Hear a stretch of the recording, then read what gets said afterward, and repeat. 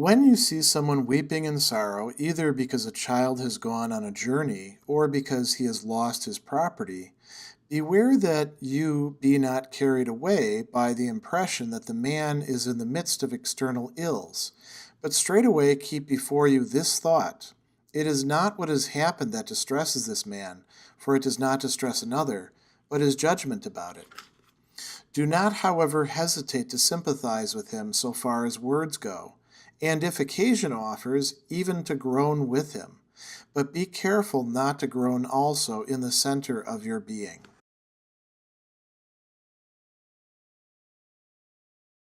Chapter 16 is a particularly important section of the Enchiridion because what it reveals to us is the Stoic approach to other people's misfortune. And this actually goes to answering a question that gets asked quite a lot, which is, how should a Stoic approach other people having things happen to them that at least they see as bad? In part because, according to Stoic doctrine, what is in our control is what is good or bad. What's outside of our control is an external, is an indifferent.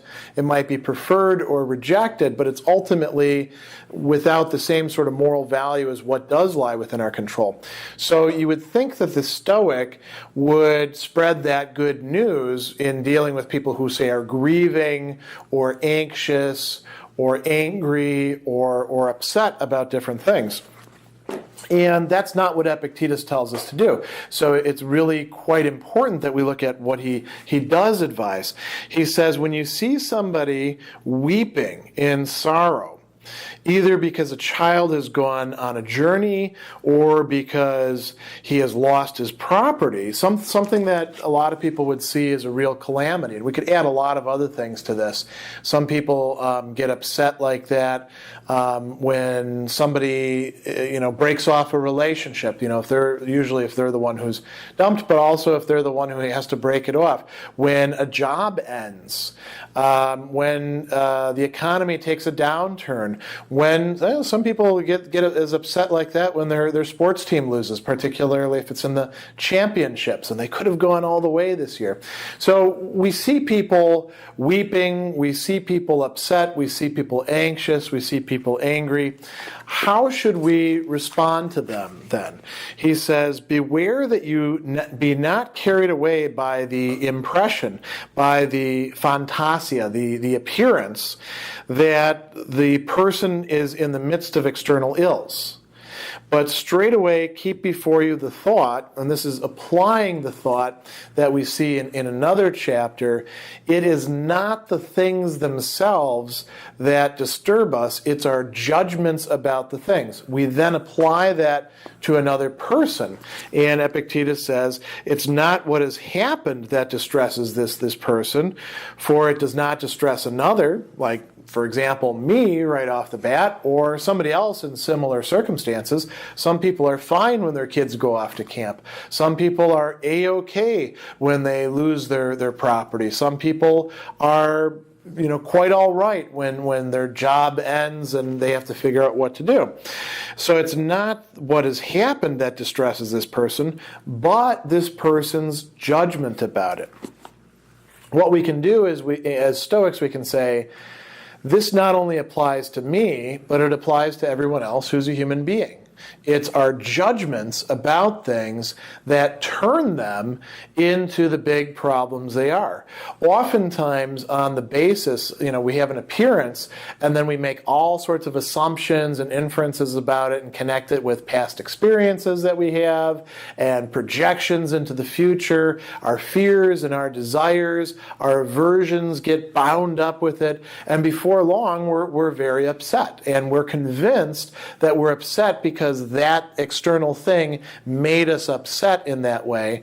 Oftentimes it turns out that we're not even on base about what that external thing is. We're mistaken about it. But even if it is the way it presents itself, you find out you're gonna die of cancer, right? There's ways of dealing with that don't require you to lose yourself in grief, right? Or if you do lose yourself in grief, to be able to bring yourself back from the brink of it.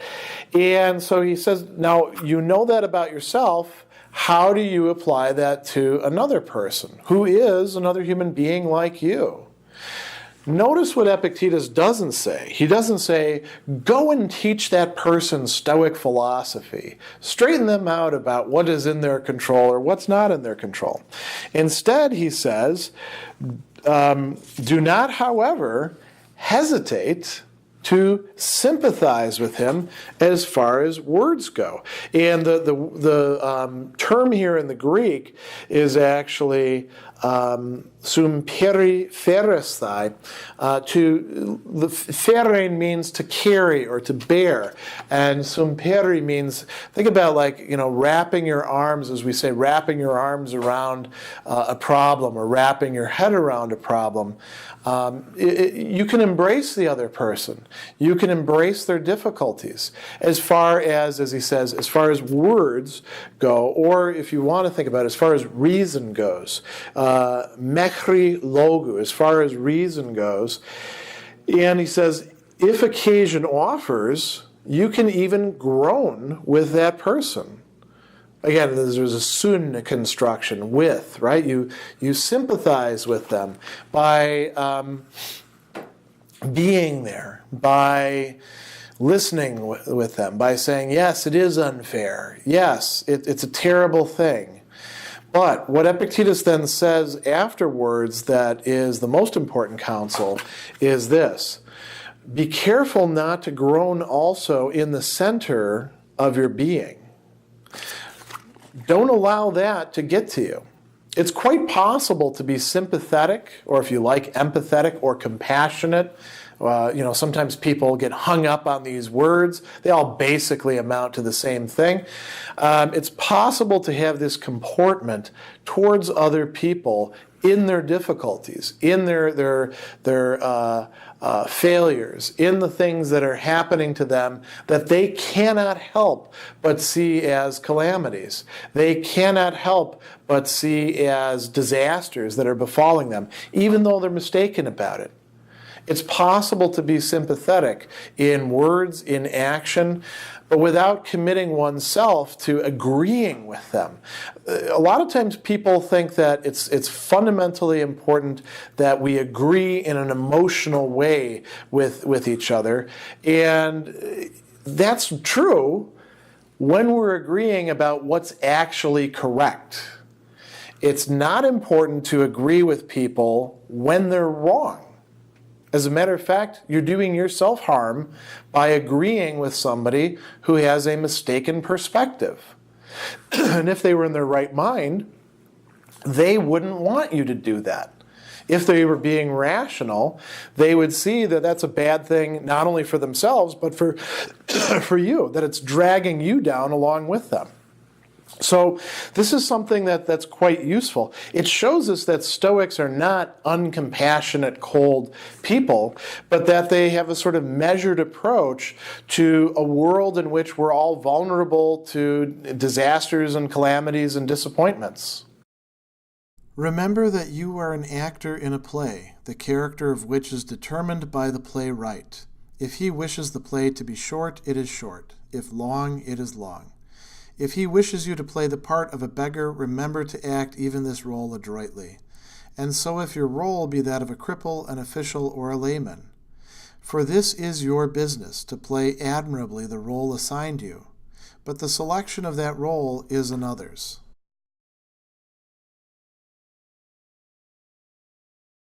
I don't doubt that everybody who is watching this has heard at one time or another, whether from Shakespeare or whether from a Rush song, that the whole world is a stage and we are merely players. This is one of the origin points of that idea. Epictetus' Enchiridion. He says, remember that you are an actor, a hypokrites, the word that we get hypocrite from the New Testament, right, in a play. In a dramatos. And he says the character of which is, or what kind of play it is determined by the playwright, by the didaskalos, by the person who is teaching through the play. It's his choice, or her choice, or whatever's choice, right? So we've got this idea that the whole cosmos is really one vast play, and we all have our parts in it. Now, he says, if the playwright wishes the play to be short, it's short. If he wishes for it to be long, it's long. Now here's where it gets really important, because it has to do with us. If he wishes you to play the part of a beggar, remember to act even this role adroitly, right? If you're being assigned the role of a beggar, you can play it and be, ticked off about it and think that the whole world is unfair and against you, or you can play it well. What would that mean, playing it well? So that your moral faculty is in accordance with nature, so that you fulfill the roles that you have towards other people, so that you act with integrity. And you might say, well, how can you possibly act with integrity as a beggar? Well, maybe don't tell people that you're blind when you're not blind, right? It's not that difficult. And we can say this about so many other things, and Epictetus gives us a few examples. He says, if your role is that of a cripple, or an official, or, as he's got translated here, a layperson, a non-philosopher, an idiotos, a person, or idiotes, a person who is not getting the opportunity to study or just hasn't studied, right? And we could say this in our own culture about so many other things. You're a man, you're a woman. You're going to be rich, you're going to be poor, you're going to be somewhere in between. You're at one point in your life, quite likely you're a student, and then at other points in your life you're something else. And we go through a lot of career shifts. Epictetus is not saying that you can't move from career to career with this, right? But those are different roles, and perhaps your role is a composite role that you're going to play different aspects of over time. What he's saying is that we should play the role well. We should do so without complaining about it. And he says, this is your business. He says, sugar tu testi. This is yours. This is something within your power. If we're going to talk about the dichotomy between what is not in our power and what is in our power. It's not in your power to choose what role you're actually given. Although that doesn't mean that you wouldn't, say, experiment around to see what your role might turn out to be, what you're well suited for, what the universe or the fate is telling you is your actual function. But once you've got it, whether you play it well or whether you do it poorly, that is up to you. That is something in your power. That means that playing your role well is something good. Playing your role poorly is something bad, because it is in your power. So he says, the selection of the role is another's. If you get upset about the role that you've been assigned, you're probably not going to play it particularly well. If you think that you ought to have been given the starring role, and you're constantly complaining about that, whatever supporting role you have is not going to be particularly good. We want to use music as an example. Think about a band, a rock band, where you have, say, two guitarists. One is a rhythm guitarist, one is a lead guitarist. You also have a bass player. You also have a drummer. You also have a singer, right? Let's say it's a 5-piece, right? And if the rhythm guitarist says, how come I never get to play any solos? I should get to solo just as much as the lead guitarist. I'm not going to play these riffs anymore. How does it sound? Does it work? Well, maybe the bassist, takes up the slack or something like that. Or the lead guitarist has to, drop down into a rhythm position, and now the solos aren't very good. What happens if the bass guitarist says, I want to play just the guitar line, and I don't actually want to play the bass line, or I don't want to cooperate with the drummer? The whole thing falls apart. we can say this about so many other things as well. So many activities which end up being dependent on more than one person doing their part. If we do our roles correctly, if we do what's in our power, then things work out better all around, and we feel better about what we're doing. When a raven croaks inauspiciously, let not the external impression carry you away, but straightway draw a distinction in your own mind and say, none of these portents are for me, but either for my paltry body, or my paltry estate, or my paltry opinion, or my children, or my wife. But for me every portent is favorable, if I so wish. For whatever be the outcome, it is within my power to derive benefit from it.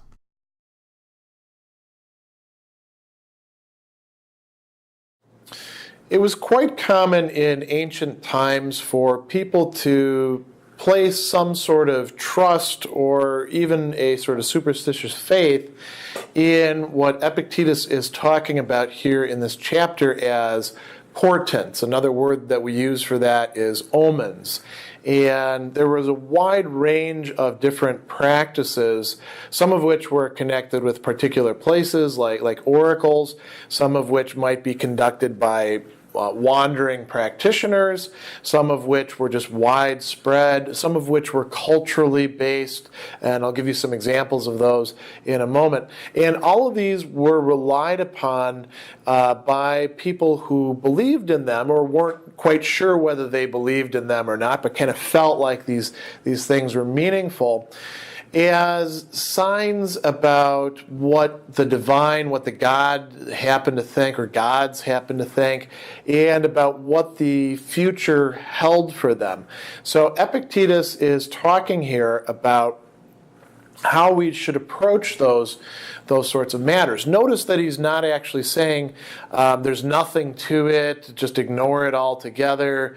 Perhaps if he was in our own culture, that might be his response, although there's a lot of people who are very superstitious about all sorts of things along these sorts of lines in our own culture today.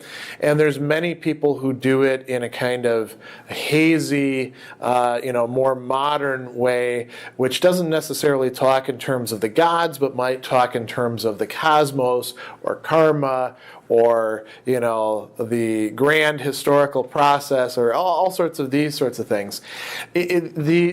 The main point is that people thought that there were signs available to them, which then they had to take into account. And one can have that sort of orientation about the economy, about the stock market, about one's job prospects. One can associate things that aren't necessarily accurate predictors, but are very striking with the things that we are concerned about.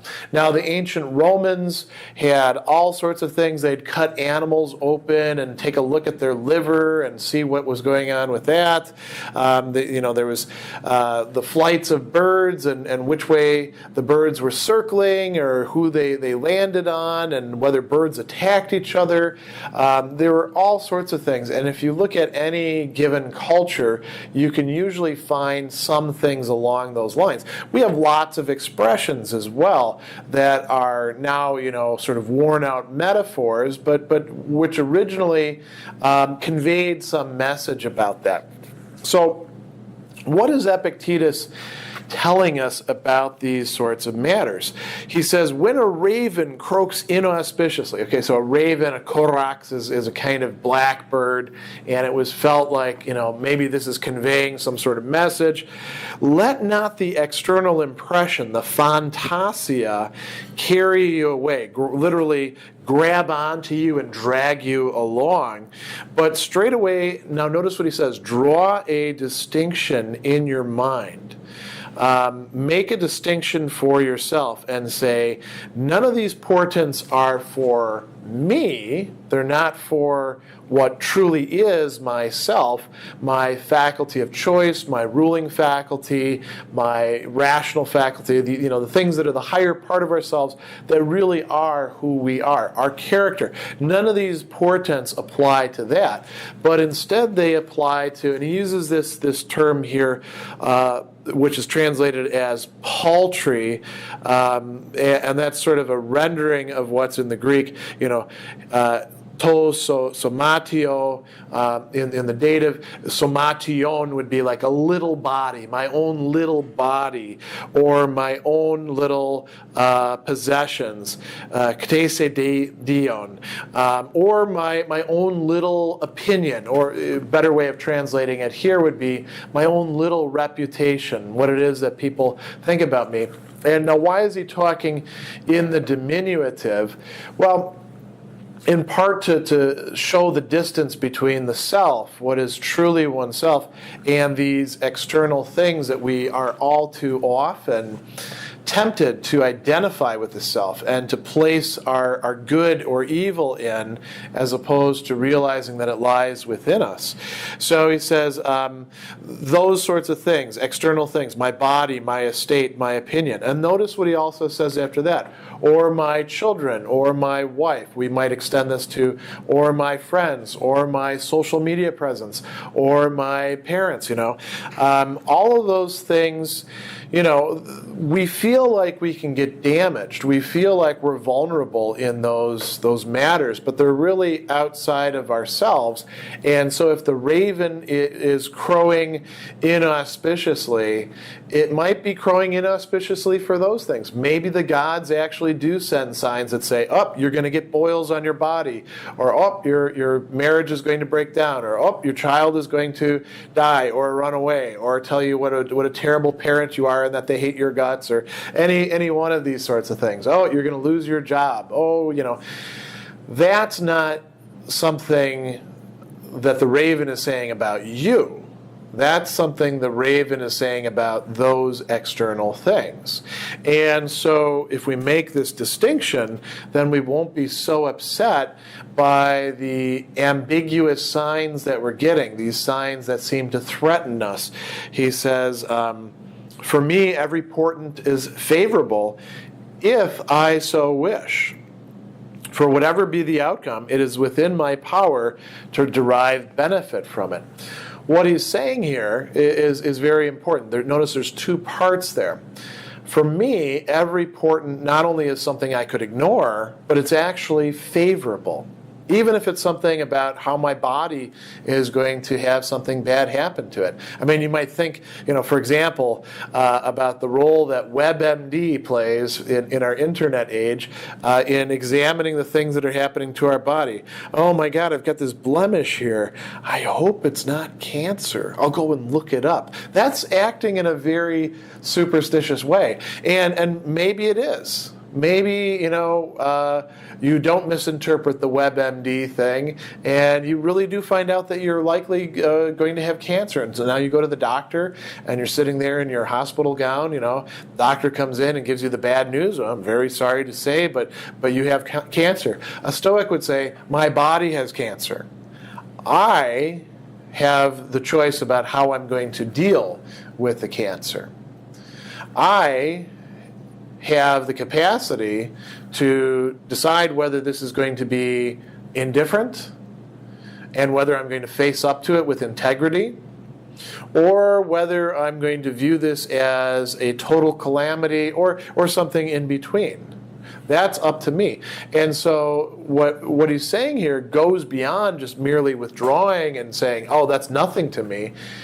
Epictetus is saying everything can be turned to good use. And remember that use, chresis in the Greek, use of external things is in fact something that lies within our power, is in fact something that is either good or bad, depending on how we use it. It is something that falls within the scope of our faculty of choice. So this is a very important affirmation that he's giving us here at the end. We don't have to be afraid of the threatening signs that we see on the horizon if we can learn to dissociate the things that are vulnerable to the processes that those signs might be signifying from what really does lie within our own control, what really is us.